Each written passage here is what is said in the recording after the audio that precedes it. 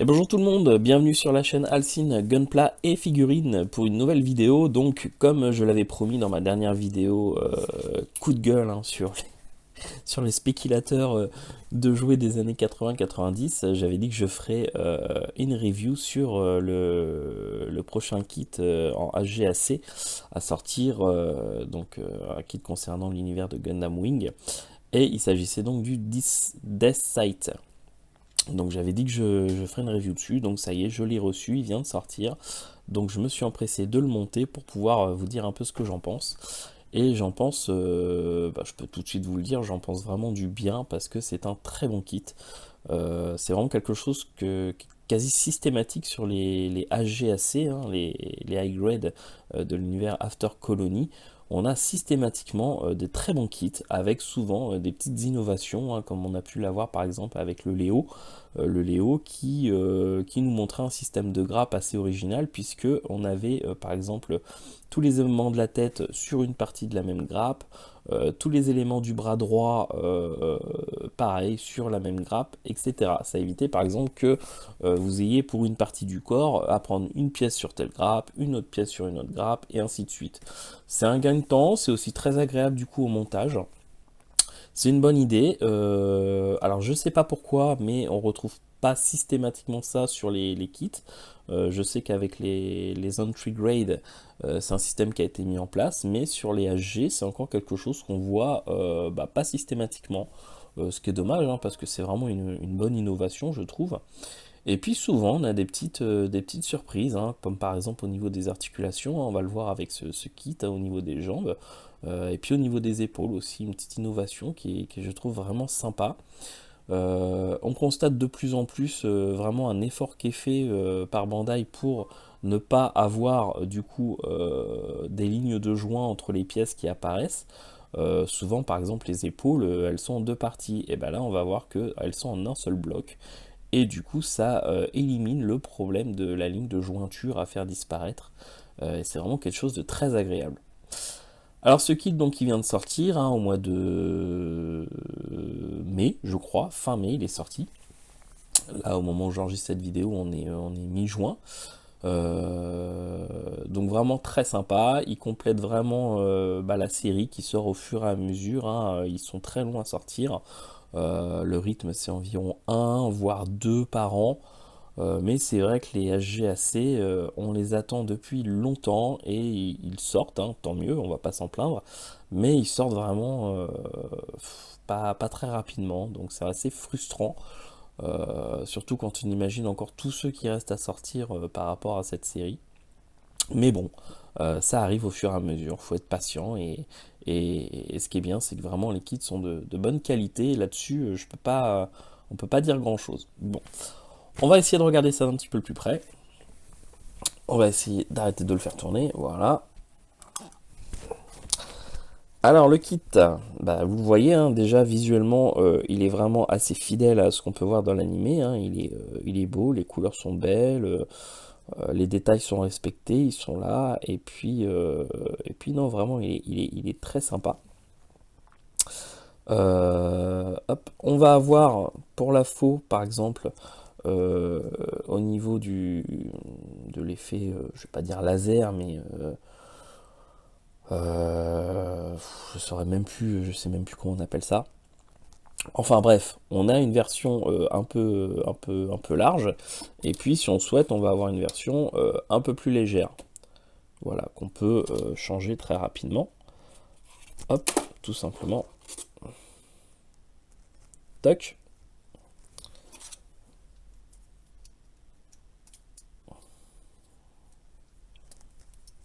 Comme ceci. Et puis on va avoir aussi également au niveau du bouclier la possibilité de l'activer en tant que arme. Tout simplement en clipsant cette partie-là. Voilà. Donc ces deux éléments-là, on les a. Donc ça respecte totalement ce qu'on voit dans l'animé. Donc là-dessus, rien à dire. J'aime beaucoup le fait qu'on ait voilà, deux épaisseurs au niveau de la four, hein, ce qui est pas mal. Et puis on va avoir également, en tout on a 3 paires de mains, hein, donc la paire de mains permettant de tenir les armes. On va avoir une paire de mains supplémentaire, comme ceci, qui est vraiment assez jolie, assez détaillée, hein. Et puis on va avoir du coup une paire de mains ouverte. Donc là en l'occurrence je l'ai mis sur le bras gauche, je ne l'ai pas mis sur le bras droit. Mais en gros on a les points permettant de tenir l'arme. En fait on a 2 paires permettant de tenir l'arme, donc d'une façon différente, hein. Une où vraiment c'est plus façon traditionnelle, et puis une où là, le poignet va être un peu incliné, ce qui fait que l'arme du coup va également être dans une position un peu inclinée. Et puis du coup une paire de mains ouverte. Donc c'est pas mal parce qu'en ce moment on n'a pas toujours autant de paires de mains, hein, avec les kits. Donc on va pas s'en plaindre. Et puis enfin on a une petite planche de stickers, hein, comme d'habitude, avec les yeux, pour ce qui est les petites caméras au niveau de la tête, hein, devant, derrière, et puis le petit V rouge qui va sur la ceinture. Voilà. Alors pour ceux qui veulent le laisser en no paint, on pourrait totalement, hein, parce que vraiment les AGAC, même en no paint, ils sont vraiment très beaux, je trouve. Voilà, le mélange des couleurs est bien respecté.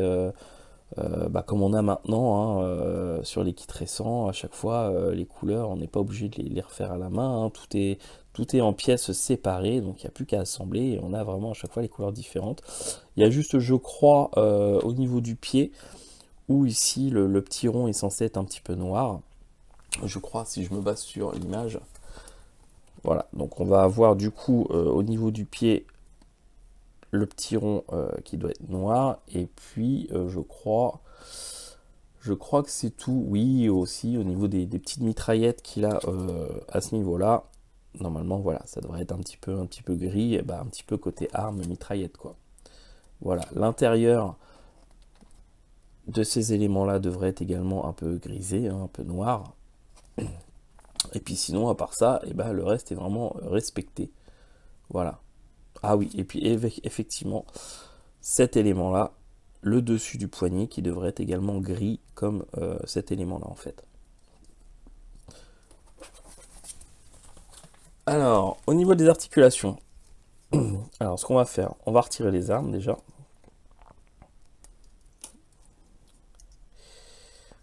Hop. Alors la faux, elle est également articulée à ce niveau-là, hein. On peut la bouger, ce qui est pas mal. Le bouclier, vous l'avez vu, hein, on peut retirer du coup le mode lorsqu'il était en tant que arme, et puis du coup le mettre en mode bouclier pour se protéger.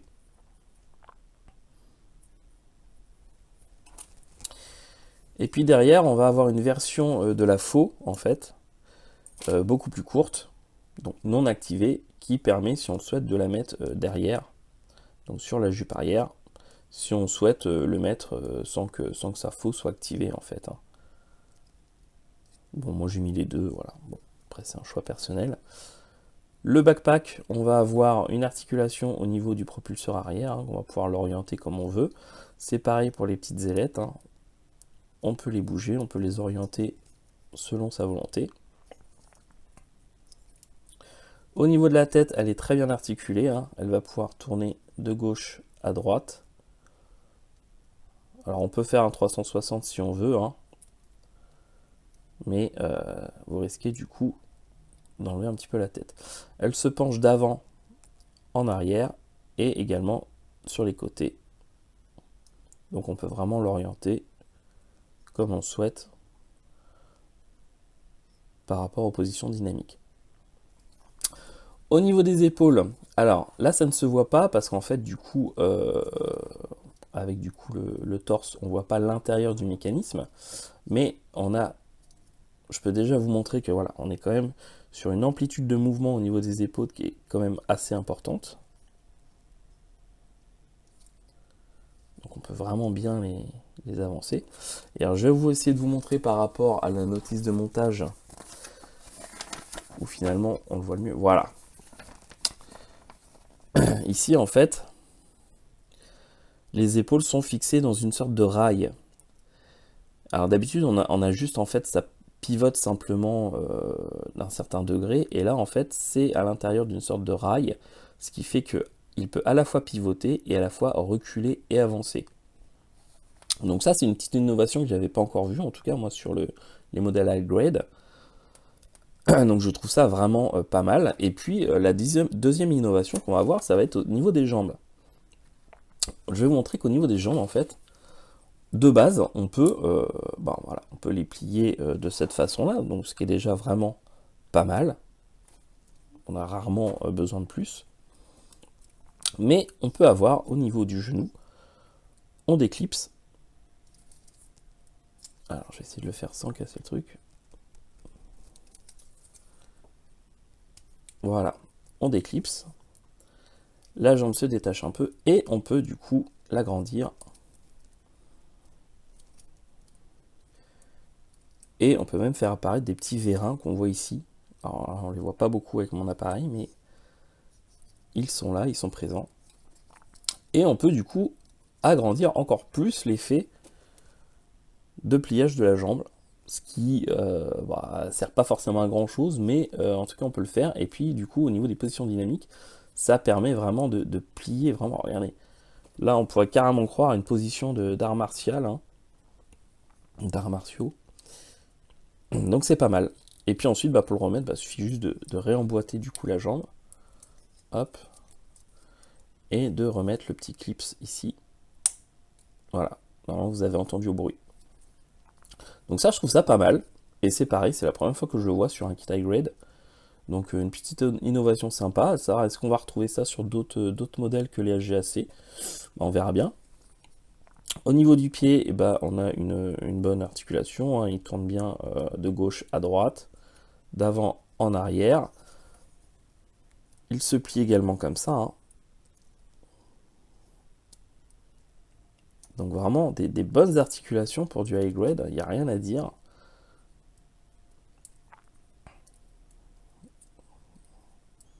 On a vraiment des bonnes amplitudes, c'est vraiment très agréable. Au niveau du torse, on va pouvoir tourner à 360 si on en a envie. On va pouvoir le pivoter comme ceci ou comme cela. Donc encore une fois, on a une amplitude qu'on a régulièrement maintenant, mais pas forcément à ce point-là. Donc pareil, hein, on peut l'avancer en avant et en arrière. Au niveau de la jupe arrière, on a également le système qui nous permet d'avoir la jupe arrière qui se déplace un petit peu et qui permet d'avancer encore plus le mouvement si on souhaite le plier sur lui-même.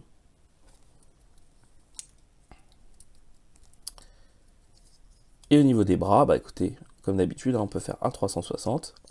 Au niveau des épaules, autre innovation, c'est-à-dire que si vous voulez étendre le bras, vous allez commencer ici, vous allez être bloqué par le petit système d'aération que l'on voit ici. Et bien tout simplement, on va jouer avec cet élément-là. On va l'avancer vers l'intérieur. Ça va repousser le petit élément d'aération vers l'intérieur de l'épaule. Et on va du coup pouvoir étendre notre bras en longueur.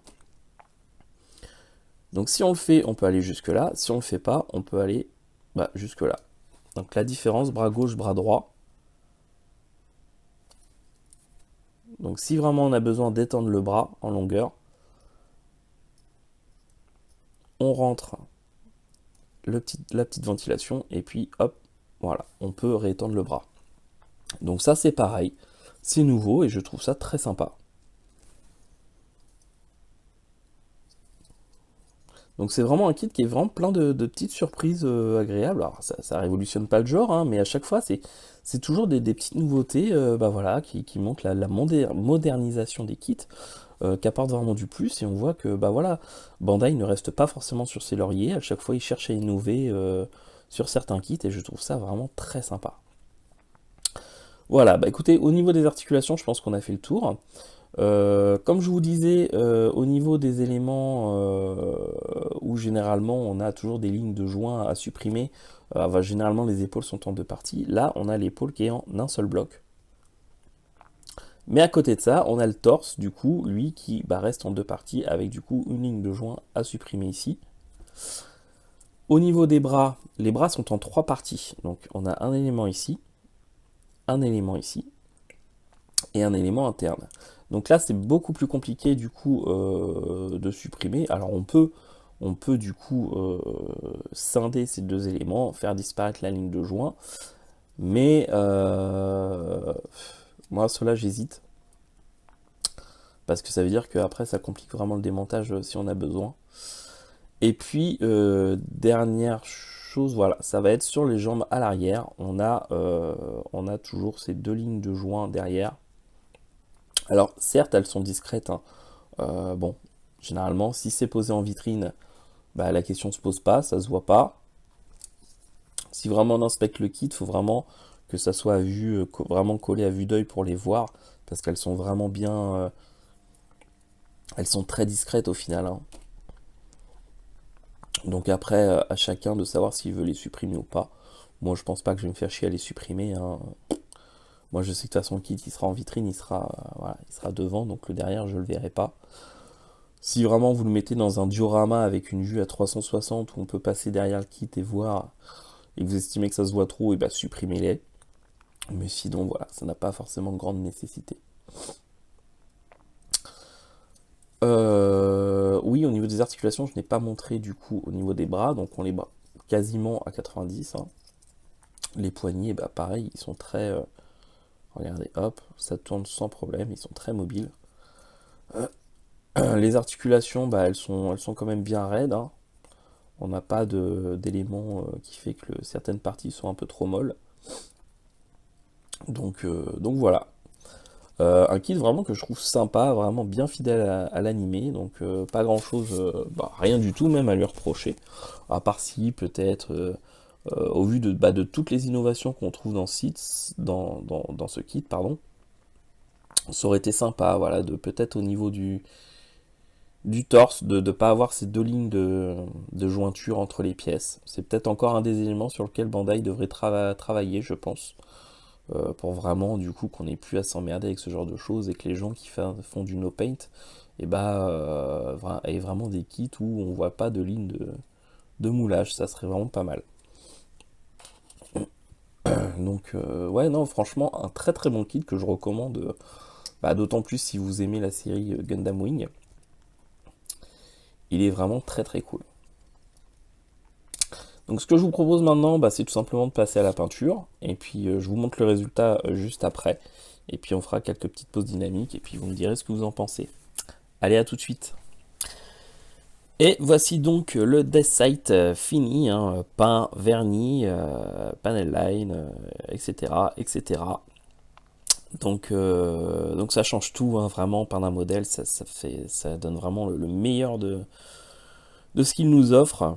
Et là, franchement, on a été bien servi avec ce kit. C'est vraiment une vraie petite pépite au format high grade que nous a offert Bandai. Il est vraiment top, hein. Moi, je trouve il est fidèle à ce qu'on voit. Il est beau, il est bien pensé. Les articulations sont vraiment bien foutues. Vraiment, j'ai adoré monter ce kit. Ça fait longtemps que je n'avais pas fait de gunpla. J'avais fait une longue pause et je suis très content d'avoir repris avec ce kit qui vraiment m'a donné beaucoup de plaisir au montage et à la peinture. Donc vraiment très content, un kit que je recommande, d'autant plus si vous êtes fan de Gundam Wing. Et puis bien fourni, hein, on a trois paires de mains différentes. On va avoir son arme version refermée pour pouvoir la mettre dans son dos si on veut pas qu'il porte la faux à la main, qui est bien réalisé. Bon, à part là, le fait que ça soit creux, ça c'est pas terrible, mais bon, c'est un détail. Et puis on va avoir deux formats pour le laser de la faux, qui est pas mal, hein. Moi j'ai choisi de mettre le petit. Et puis on va également avoir celui du bouclier, donc vraiment bien fourni, hein. On va pouvoir faire pas mal de poses dynamiques avec. Et c'est vraiment très sympa. Je vais essayer de vous montrer ça d'un petit peu plus près.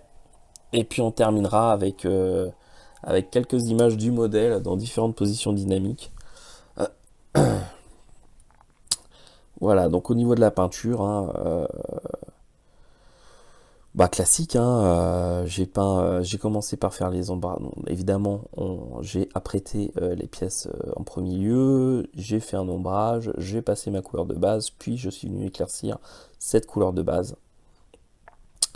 Voilà, ça donne un effet plutôt sympa.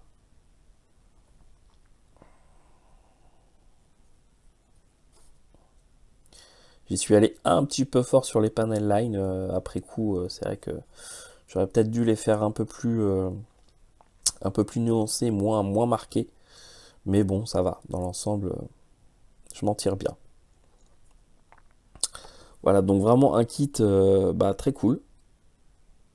Et j'espère que ça vous donnera envie de vous le procurer, de le monter, parce que franchement, vous passerez un bon moment. Ça, je peux vous le garantir. Voilà. Allez, on se laisse sur ces images. Je vous mets quelques positions dynamiques. Et puis, je vous dis à très bientôt pour une prochaine vidéo. J'en profite avant de finir pour passer un message, un appel à l'aide. Si parmi mes abonnés ou parmi vos connaissances, vous connaissez quelqu'un qui travaille chez Free ou qui connaît quelqu'un chez Free, j'aurais besoin d'aide parce que voilà, ça fait depuis le 1er février 2020, donc un an et demi, on est venu m'installer la fibre, hein, donc j'ai le câblage, j'ai le boîtier, j'ai le branchement sur la box, hein. Sauf que la ligne n'est pas activée, alors de ce que j'ai compris par rapport au répartiteur de quartier ou un truc comme ça. Donc techniquement il n'y a pas grand chose à faire, il faut juste activer la ligne. Et ça fait donc un an et demi que j'appelle régulièrement Free, qui gentiment me présente leurs excuses, mais voilà, bah, les excuses là au bout d'un moment, bah, je m'en fous un peu, je voudrais surtout qu'on active ma ligne. Donc on me dit qu'il n'y a pas de technicien disponible pour un rendez-vous pour venir s'occuper de ça. Si jamais vous avez, je sais pas, connaissance de quelqu'un là-bas qui pourrait accélérer les choses, parce que le fait de ne pas avoir la fibre, bah, ça m'empêche de faire des lives, des choses comme ça, donc c'est vraiment chiant. Donc voilà, je lance un appel à l'aide au cas où vous auriez une connaissance ou si vous-même travaillez chez Free et pouvez m'aider. Voilà, ça serait très gentil. En tout cas, prenez bien soin de vous. Je vous remercie d'avoir pris le temps de visionner cette vidéo et je vous dis à très bientôt. Quand, je ne sais pas, on verra, hein. Je ne me fixe plus de règles pour sortir des vidéos. En tout cas, je peux déjà vous dire que le prochain kit que je présenterai, ça sera un kit qui a été longtemps, très longtemps, attendu par les fans de Gundam Seed. Voilà, si vous suivez un peu le truc, vous saurez de quel kit je parle et qui vient de sortir récemment. Et je l'ai attendu mais longtemps celui-là, comme beaucoup de monde. Et je vais me faire un petit plaisir de le monter, de le peindre et de vous le présenter. Voilà. Allez, à ciao tout le monde!